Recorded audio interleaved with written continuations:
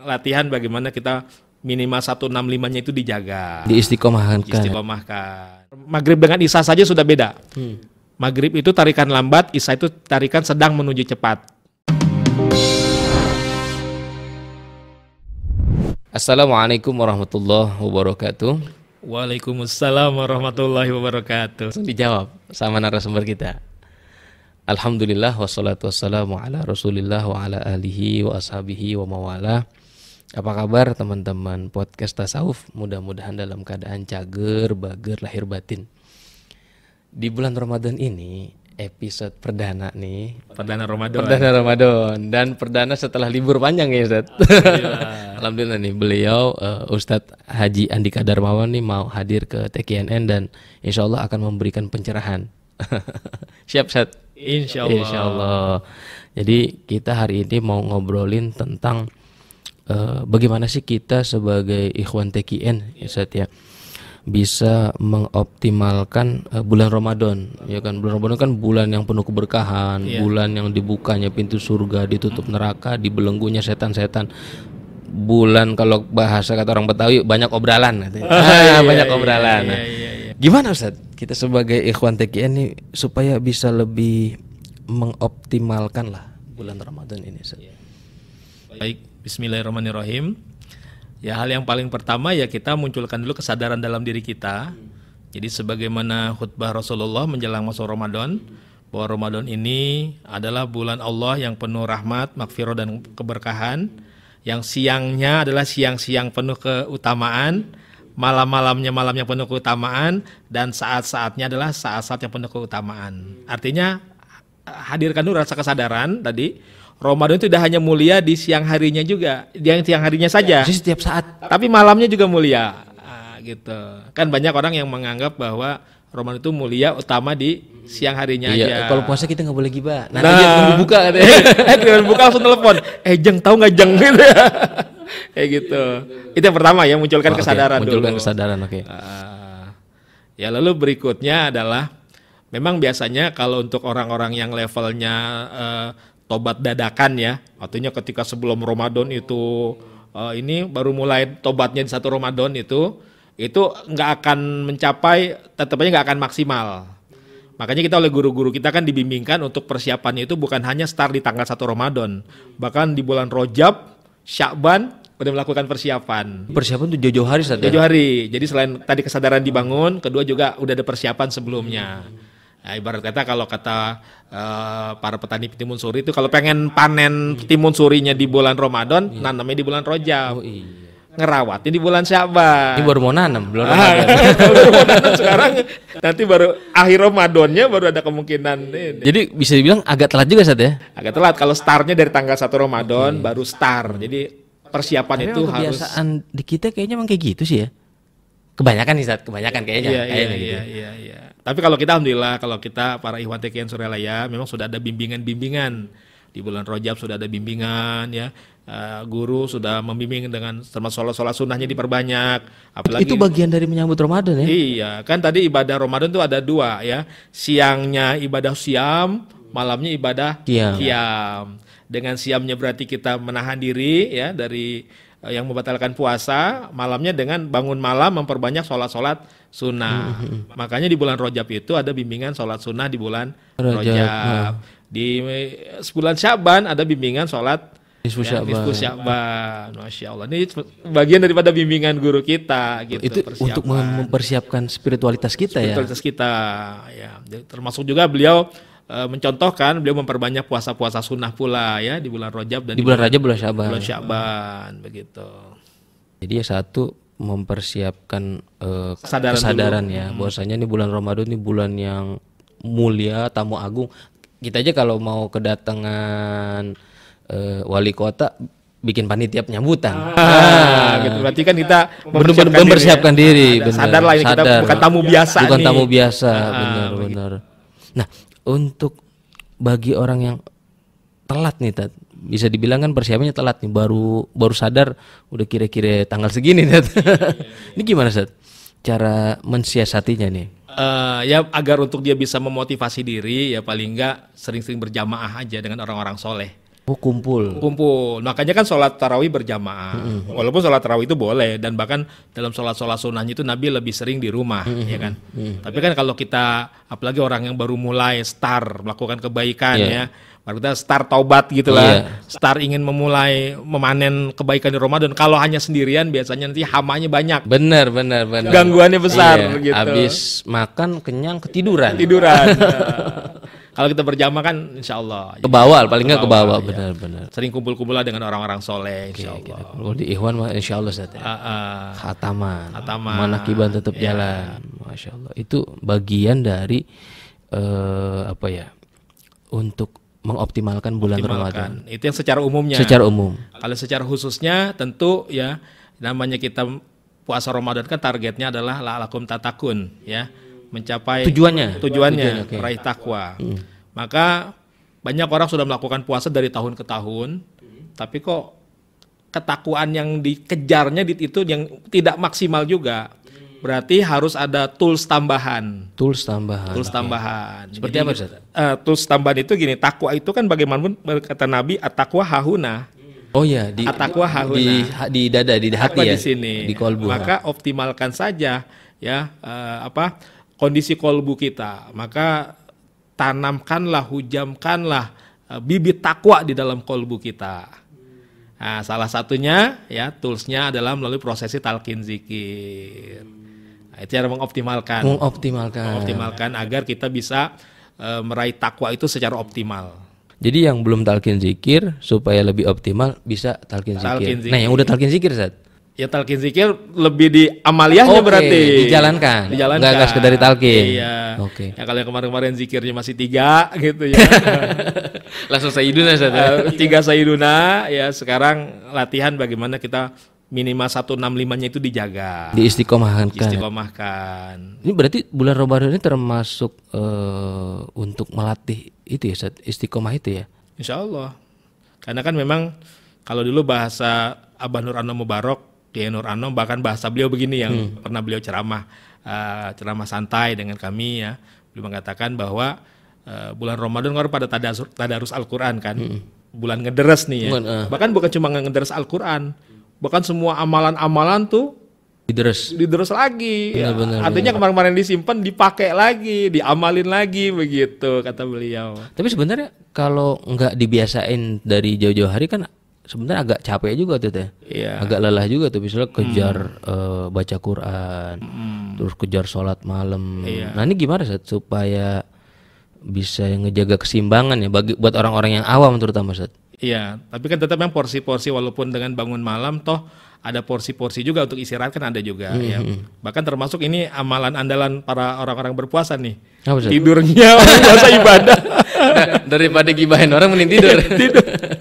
Kan biasanya begitu kan. Nah, tetap kan walaupun nanti bangun malam nanti ada waktu-waktu ya, apakah setelah isyraq ke duha istirahat 1 jam 2 jam lumayan. Tapi memang istirahat memang tetap harus ada, kita tubuh itu tetap mesti dijaga juga. Apalagi kalau nanti menjelang zuhur atau setelah zuhur, orang-orang kerja kan jam istirahatnya 1 jam tuh ya. Dari jam 12 sampai jam 1 memang minimal walaupun setengah jam mengistirahatkan tubuh itu insya Allah ya. Berarti kuncinya di planning saja. Ya bisa seperti itu. Di planning ya, misalnya hari ini kita mau agendakan apa aja nih, amalia-amalia yang mau kita jalankan gitu. Tapi kalau dalam TKN memang sudah ada jadwal harian, seperti kita buku bimbingan ibadah dari Pangersa Abah kan start dari pukul 02 jam 2 itu idealnya ya. Okay. Nah, tapi bagi kita semampunya. Bangun di jam 3 setengah 4 jam 4 sebelum sahur minimal ada sholatnya ada sholatnya minimal. Jadi itu kan sudah ada agendanya, tinggal kita ini aja, kita terapkan saja. Enaknya begitu kalau di bimbingan TKN Suralaya itu. Kita nggak perlu mikir-mikir dulu ini apalagi amalan kita. Jadi udah dibikin plan ya. Tinggal kita jalanin. Nah, oke, kalau di dalam buku pedoman itu apa, Ustaz? Mulai dari jam 2. Kemudian jam 2 apa, itu diawali dengan mandi tobat. Okay. Jadi biasakan kalau kita bangun sahur pertama kali kita mandi. Jadi kan memang sahur itu kan dianggap saat yang penuh barokah. Betul. Dan Kiai Wafiuddin sering menyampaikan sahur itu bukan nama kegiatan, bukan kegiatan kita makan di sepertiga malam terakhir sahur. Sahur itu nama waktu. Betul. Jadi waktu di sepertiga malam terakhir dimanfaatkan itu sahur. Nah, itulah dimanfaatkan disebut barokahnya itu ketika kita bisa memanfaatkan dengan apa? Dengan banyak mohon ampun kepada Allah ya. Apakah dalam bentuk zikir, dalam bentuk baca Quran, bentuk baca salawat ya. Apalagi yang ibu-ibu kan sambil bangun, sambil masak sebenarnya bisa tetap sambil sholawatan. Jadi jangan hanya Dimaksimalkan saja. dimaksimalkan. Memang jangan berkesan saya kan nama ibu punya kewajiban lain, akhirnya merasa seolah-olah nggak bisa maksimal ibadah, padahal bisa. Sambil misalnya ngegoreng, sambil misalnya masak, motong-motong apa, tetap sambil dipantang zikir hofinya, sambil membaca salawat Bani Hashim atau amalan-amalan yang lain, itu kan bisa. Jadi tetap saja mendapatkan predikat orang-orang yang di waktu sahur ya, itu memohon ampunan kepada Allah. Jadi nggak harus mesti di atas sejadah Ustaz ya. Sejadah nggak harus. Jadi apapun aktivitas kita di waktu sahur itu selama ada zikrullah ya. Ada zikrullahnya. Itu udah bagian dari orang yang ini ya, mendekatkan diri kepada Allah. Kepada Allah insyaallah. Oke. Kalau amaliyah guru kita Ustaz. Selain itu apa lagi Ustaz? Ya kalau Pangersaba memang kalau dari sahurnya saja beliau tuh biasanya standar itu jam 3 beliau. Jam 3 ya, minimal jam 3 ya. Minimal. Biasanya kebiasaannya beliau jam 3. Artinya apa? Berarti sholat malamnya sudah selesai. Oh iya. Kita baru mulai. Kita baru bangun. Kita baru bangun. Beliau sudah selesai. Semuanya sudah selesai. Beliau makan, ya makan pun sewajarnya, secukupnya, ya. Yang penting mengambil barokah di waktu sahur. Setelah itu tinggal menunggu ke waktu subuh. Sehingga sholat subuh itu pun kondisi perut tidak dalam keadaan kekenyangan. Kalau kita kadang udah mepet terakhir, kan memang ada sunahnya kan mengakhirkan. Cocok banget nih kita. Iya. Kita kan paling senang kalau yang hal kayak gini nih. Cocok banget. Nabi bilang mengakhirkan sahur, akhir sahur ya. Nabi bilang menyegerakan buka sebelum itu udah ditungguin dan ditungguin. Kayak gitu. Jadi kalau Pangersaba begitu, makan itu sekitar pukul 3 ya, sekitar 3 beliau menunggu sampai ke waktu subuh begitu. Nah, untuk berbuka ada amaliyah. Iya, amalan-amalan bimbingan guru kita ya sebagaimana yang sudah disebarkan sekarang disosialisasikan oleh LDTKN pusat ya. Saya senang sekali ya dari pusat ada inisiatif untuk menyebarkan pada tahun ini ya bimbingan bagaimana kita ketika berbuka. Jadi diawali dengan tawasul. Tawasul. Minimal 15 menit. Kalau yang bisa bacanya cepat 10 menit bisa. Tapi kalau yang speednya masih speed lambat minimal 15 menit ya speed lambat gitu ya. Supaya nggak keburu ajan kan? Nggak keburu ajan. Karena setelah tawasul utamakan doa. Boleh dengan doa-doa yang maksur yang Allahumma inna nas'aluka ridhaka wal jannah wa na'udzubika min sakhatika wan nar Allahumma innaka afuwun tuhibbul afwa fa'fu anna ya karim, atau doa-doa yang sifatnya kita langsung mohon nih hajat kepentingan kita. Bahasa Indonesia boleh Ustaz ya? Boleh. Karena kan kata Rasulullah bahwa 3 doa yang tidak ditolak itu kan ada 3. Doanya orang yang berpuasa sampai dia berbuka, doanya orang dalam perjalanan yang safar, dan doa orang yang dijolimi. Nah, ada 3 itu doa yang tidak ditolak oleh Allah Subhanahu Wa Taala. Apalagi kalau lagi musafir puasa. Nah, cakep banget. Udah gitu dijolimi lagi. Alhamdulillah, benar juga sih kalau dijolimin. Palingnya 2 itu saja. Iya, minimal. Jadi setelah tawasul, lalu kemudian berdoa, ya boleh dengan doa-doa wasur atau doa-doa pribadi. Nanti menjelang benar-benar akan makan minumnya, mungkin ketika mengambilnya. Niatkan dengan niat Pangersaba nawaitu ta'jilal fitri sunnatalillahi ta'ala. Saya niat menyegerakan berbuka. Itu ada niatnya juga Ustaz ya? Iya, kalau dalam Pangersaba itu dilafazkan gitu ya. Dilafazkan. Nawaitu sunnata ta'jilal fitri sunnatalillahi ta'ala. Barulah setelah kita minum ya dengan bismillahirrahmanirrahim, 3 tegukan kan. Mengucapkan alhamdulillah, bismillahirrahmanirrahim, teguk lagi, alhamdulillah gitu. Bismillahirrahmanirrahim, tegukan alhamdulillah. Baru bacalah doa yang masuk dari Rasulullah yang zahabad doma'u. Ya telah hilanglah dahaga. Wabtalatil uruk, telah basahlah urat-urat ya. Wasabatal ajru insyaallah, dan telah ditetapkan pahala dengan izin Allah. Jadi doa itu sebenarnya setelah udah minum ya. Setelah minum. Jangan sebelumnya. Kalau sebelumnya Allahumma lakasumtu kali saya. Jadi Allahumma lakasumtu wa bika amantu, itu yang sebelumnya. Doa-doa masyhur lah dari Rasulullah. Kalau untuk tarawihnya gimana Ustaz? Kalau tarawihnya Pangersaba ya insyaallah beliau itu Isya kan, patokan Isya. Kita kan Isya ba'da Isya. Kita zikir. Nah, ini kita lihat situasi kondisi. Kalau di majelis-majelis Ikhwan TKN kan langsung zikirnya full. Kalau di majelis umum ya berarti cukup 3 kali saja ya. Langsung kemudian kita melaksanakan sholat tarawih. Nah, sholat tarawihnya Pangersaba ini waktu pertama kali saya mengikutinya agak unik. Kenapa Ustaz? Unik waktu di madrasah saya berapa kali saya mengikuti. Karena pembacaan surat-surat pendeknya yang umumnya saya dari kecil itu dibacanya lengkap. Di Madrasah Pangersa Abah itu dibacanya di Itu tahun berapa Ustaz? penggal. Tahun berapa? Saya pernah beberapa kali Ramadan, saya kan talqin tahun 96. Maka kemudian mulai aktif bolak-balik sore tahun 97 terus, yang hampir terus ya nonstop itu. Maka beberapa kali saya ngalamin Ramadan di Pondok Pesantren Suryalaya ya. Nah ini ketika baru pertama kali ngalamin kaget juga. Tapi kaget seneng. Alhamdulillah ya. Sudah yang dibaca Al-Hakumut aja sudah surat-surat pendek. Surat pendeknya pun dipotong 2 pula. Maksudnya nggak full satu surat gitu? Tapi jadi dibagi 2 antara rokat pertama rokat kedua. Contoh misalnya rokat pertama. Al-Hakumut takatsur hatta zurtumul maqabir. Kalla saufa ta'lamuna summa kalla saufa ta'lamun. Oke. Allahu Akbar. Enak banget kan? Iya. Nanti di rokat keduanya Lanjutin lagi ya? Kalla lau ta'lamuna ilmal yakin dan seterusnya sampai gitu. selesai. Nah, jadi itu tapi tidak semua dipenggal. Nanti Berapa dibaca rokat utuh. kalau di Suralaya kalau di masjid itu 23, 23, dengan witir. Kalau di madrasah hanya 20, witirnya ditunda. Dari situlah saya mengamati memang ada beberapa perbedaan antara masjid dengan madrasah, termasuk cara menarik zikir ya. Kalau di masjid itu dulu saya ngalaminnya tarikan zikir itu sholat semua 5 waktu itu sholatnya tarikannya lambat, ya, terus sampai sudah hitungan 100 pun masih agak lambat, masih agak lambat. Naiknya hanya sedikit saja perubahannya. Tapi kalau di madrasah itu kalau kita ikut makmum di madrasah beberapa kali ya. Itu yang imamin siapa Ustaz? Dulu saya ngalamin imam akeh karena gini, saya datang di waktu manakib, malamnya ada haul abah sepuh. Nah, haul abah sepuh itu selalu imamnya lebih sering pangersa akeh. Pernah ngalamin juga pangersa Haji Dudun Putra Abah jadi imam di situ di waktu haul ya. Ya pernah juga jangan sandisi. Tapi saya ngalamin lebih banyak yang jadi imamnya adalah pangersa akeh yang imamin. Baik waktu itu di luar Ramadan maupun di dalam bulan Ramadan ya. Maka kalau untuk tarawih memang yang mudah jangan sandisi. Tapi itu saya awalnya dari sholat maghrib ya itu pangersa akeh. Dari maghrib di madrasah berarti itu ya? Di madrasah sampai selesai gitu. Jadi sudah buka pun di madrasah. Di situ. Saya ngalamin masa-masa itu ngalamin ya dengan pangersa abah di dalam ruang dibuka ini sedikit pintu. Jadi abah sholatnya kita di yang bagian madrasah yang depan, abah yang ruang yang tengah. Jadi dibuka pintu sedikit. Kalau kita nengok ke belakang kita bisa lihat ada pangersa abah. Abah dengan keluarga. Ikut makmum berarti ya? Abah makmum imamnya makanya pangersa akeh biasanya di situ.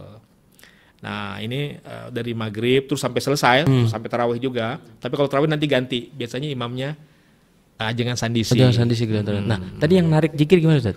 Kalau tarik zikir di madrasah itu biasanya kalau sholat juhur, kalau pas ngalamin ada acara di waktu juhur, ada acara di waktu atau antara maghrib dengan isya saja sudah beda. Maghrib itu tarikan lambat, isya itu tarikan sedang menuju cepat. Dari awal tuh udah sedang menuju cepat. Sedang. Kalau maghrib itu kan tarikannya lambat. La ilaha illallah. Imamnya sama Ustaz? Imamnya maghrib begitu tuh rata-rata. Tapi kalau tarikannya isya sudah la ilaha illallah, la ilaha illallah. Jadi tarikan awalnya saja sudah sedang menuju cepat. Kemudian zikirnya klimaks makin naik. Walaupun tadi lambat, zikir tarikannya maghrib lambat. Perpindahan itu cepat naik. Gitu ya. Naik walaupun nggak ini langsam gitu ya. Tapi nanti ujungnya sampai ke ketukan la ilaha illallah, la ilaha illallah, la ilaha illallah. Kalau di masjid itu kan hitungan 100 masih la ilaha illallah. La masih ada ininya lambatnya terasa lambatnya. Tapi kalau di madrasah itu ketukannya udah tap. Nah, itu saya ngalamin. Akhirnya saya membuat kesimpulan begini, masjid itu memang untuk kalangan mubtadi pemula. Sedangkan madrasah pangersa abah untuk kalangan mutawasid dan muntahi. Makanya zikirnya lebih cepat ya. Zikirnya lebih cepat. Makanya di madrasah itu witirnya ditunda. Di masjid setelah tarawih langsung witir. Ada witir. Supaya orang yang enggak ini yang mau lanjutin ya Ustaz ya, mau sholat tuh di madrasah bisa lanjutin lagi Ustaz ya. Witirnya di belakang. Jadi kalau karena itu buat pemula kan, buat santri, buat orang umum, itu ininya masjid. Iya, iya. Tapi buat kalangan-kalangan yang sudah ingin kita menapaki jalan yang lebih lanjut, Umum gitu, Ustaz, yang di madrasah umum atau bagaimana itu? biasanya kan orang kalau santri-santri tetap mereka di Masjid. masjid. Waktu itu juga saya masih bujangan, saya masih kuliah. Cuma karena saya anak bengal, selonang selonong itu gua wakil talkin nyelip aja. Sebenarnya orang juga sungkan. Iya. Saya anak-anak muda Suralaya itu sungkan. Sungkan ya. Sungkan. Udah kelihatan ini bukan orang-orang ini nih. Iya, Bukan tapi jemaah biasa bukan, deh. cuman biasa namanya orang biasa ya. Itulah Masya Allah waktu dulu dibikin bahasa kita orang mabuk cinta ya. Iya. Orang mabuk kan bebas. Bebas. Tapi karena gua nggak mabok, kita nggak tahu cerita Ustaz. Gua jadi boleh salah satu lusup. Memang jarang yang muda-muda jarang di madrasah ketika itu. Karena rata-rata Jadi wakil ikut wakil talqin, talqin, ya. ini senior. Kan orang nggak pede. Cuman karena kita punya ajian muka badak, Boleh dibagi Ustaz, ajian muka badak. masuk aja ke dalam. Kayak gitu. Iya. Jadi pengersahabat tuh ada di belakang ya, ikut Ada. sholat ya. Jadi akhirnya jadi ngalamin gitu-gitu ya. Mungkin kalau yang sungkannya digede-gedein gitu kan, nggak tahu Ini gitu. mah ini iya. Nggak pantas, nggak layak Nggak gitu pantes, kan. Ini kan kepengen mau pantas kagak pantas, pantas kagak pantas, nyempil aja gitu. Iya. Anak muda kalau salah wajar Ustaz. Iya. Kalau ini Ustaz, doa-doa yang diajarkan pengersahabat di bulan Ramadan ada nggak tuh yang khusus? Doa-doa masur aja, doa-doa yang masur, biasa, doa-doa yang biasa Rasulullah baca itu ya. Seperti kalau Allahumma innaka afuwun, nanti kan di saat sudah sepertiga yang terakhir 10 hari terakhir ya. Nah, itu kan Qadar saja. Nah, itu Lailatul Qadar bimbingannya nanti malam ke-21. Malam 21. Untuk antum ingetin. Ya, jadi bimbingannya itu kalau dulu saya waktu ngalamin di Rawabuaya, sebenarnya sholat itu bisa diamalkan dari waktu maghrib. Waktu maghrib bisa, karena berapa kali dulu zaman kami oleh wakil talqin ya dicontohkan, dipraktekkan di waktu maghrib bisa. Akhirnya di waktu setelah tarawih juga fleksibel jadi sebenarnya. Jadi pada maghrib bisa, pada setelah tarawih juga Tapi bisa. memang akhirnya ada maklumat lebih mengikuti yang ba'da tarawih. Ba'da tarawih Lailatul Qadar itu. Jadi sholatnya Itu setelah witir atau sebelum Ustaz? nah kalau yang di madrasah itu karena patokannya kan ini, maka usahakan sih Sebelum ya? sebelum witir. Kalaupun memang di majlis-majlis teken pengen ditutup dengan witir juga, paling tidak sudah ada sholat Lailatul Qadar. Lailatul Qadarnya duluan. Ya.